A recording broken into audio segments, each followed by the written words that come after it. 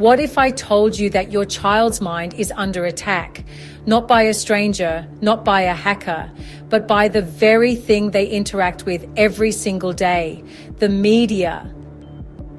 This isn't a conspiracy theory, it's psychological warfare. Media companies are not just shaping what your child watches, they are shaping how they think, how they behave, and even what they believe about themselves, the world, and their future. And the worst part, most parents don't even realize it's happening. Let's break this down. What the media was supposed to do versus what it became. At its core, the media is supposed to do one thing: inform. It was supposed to give people accurate, unbiased information so they could make their own decisions. It was supposed to educate, not indoctrinate. It was supposed to be a tool, not a weapon.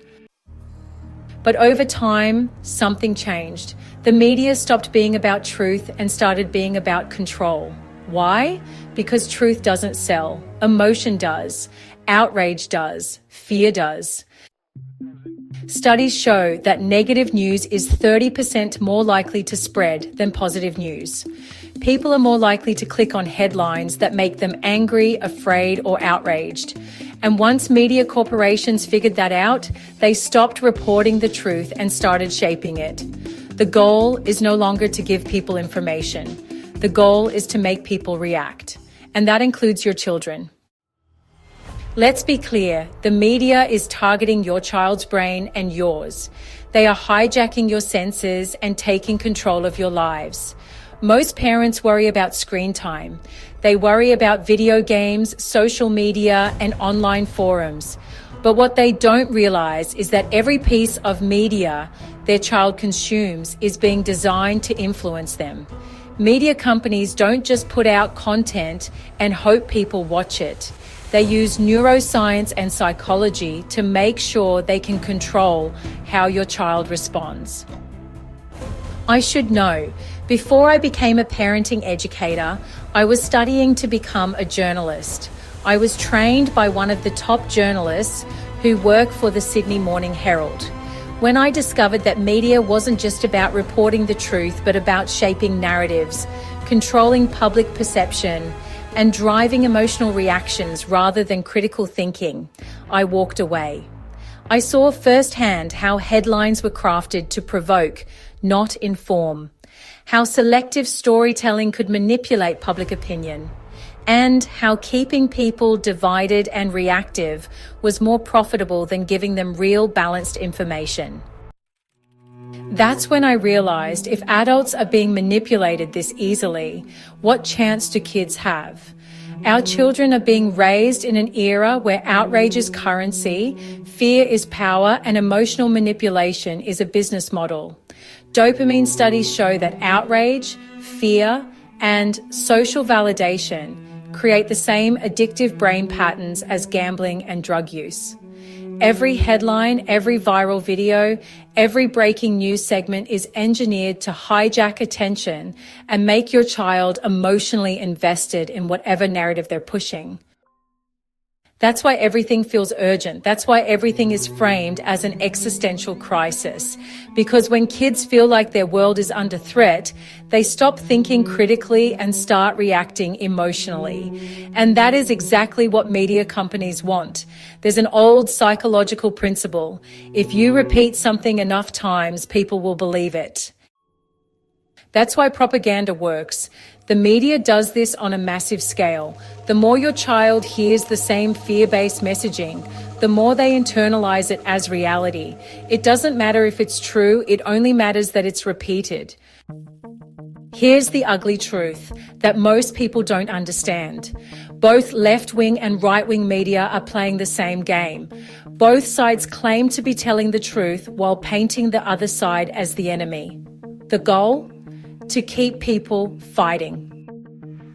Because as long as people are divided, they don't ask bigger questions. They don't ask who is profiting from this outrage. They don't ask why is every story framed as us versus them. Your child is being taught to pick a side before they've even learned to think for themselves. And once they do, they will see the world through that filter forever.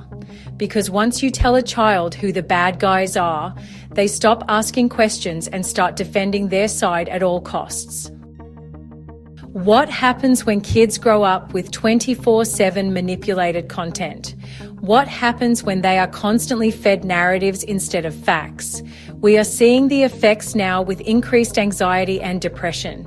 Studies show that children who consume negative media regularly have higher levels of chronic stress, fear, and hopelessness. Shortened attention spans are the new normal.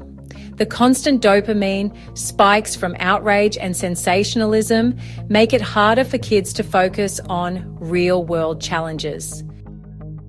Instead of questioning, kids start parroting whatever their preferred media source tells them, much like their parents do today. Why is it when some new event happens, everyone rushes to change their social media status to a flag or some other symbol? Do they know someone that lives there? Have they ever been there? Does it impact their daily lives? The answer is a resounding no, yet they will fight to the bitter end with their fellow citizens over it. It's exactly what they want you to do. You are playing into their hands. Social division and hostility are now present in every facet of life. Kids are being trained to demonize people who think differently. Instead of engaging in meaningful discussions, they are encouraged to fight, and so are you. This is not a coincidence. This is by design. They don't want you or your child empowered. They want you confused, angry, and weak. Remember, you are the product. When you realize that, you will see what is really happening in this world. Here's what you can do to take your power back. You can't block out every piece of media your child consumes, but you can teach them to see it for what it is.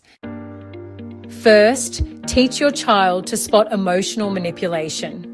The easiest way to control someone is to make them emotional first. Help your child recognize when the media is playing on their fears or outrage. Ask them, how does this headline make you feel? Does this feel like facts? Or does it feel like it's trying to get a reaction? Who benefits from you being upset about this? The moment your child starts analyzing media, instead of blindly reacting, they take back control. Encourage critical thinking, not blind agreement. Tell your child, never believe anything just because you heard it once. Encourage them to read from multiple, credible, reliable sources.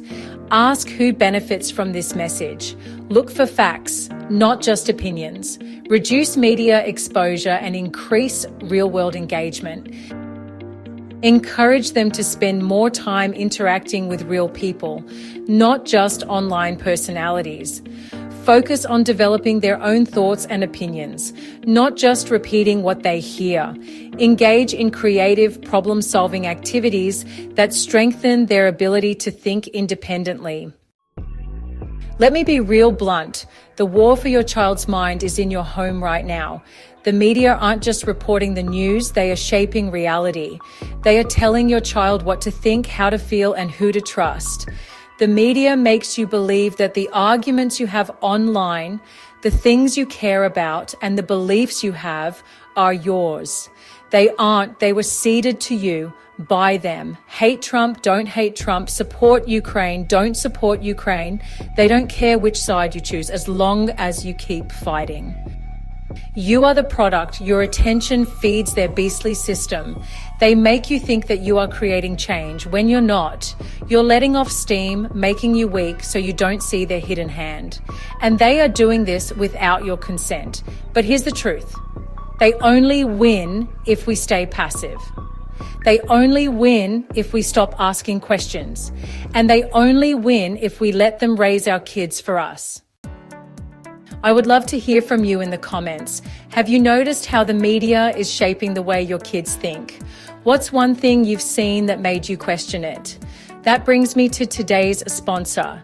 If you want to raise a child who can think critically, regulate their emotions, and make independent decisions instead of just reacting to whatever the media throws at them, executive functioning skills are the key.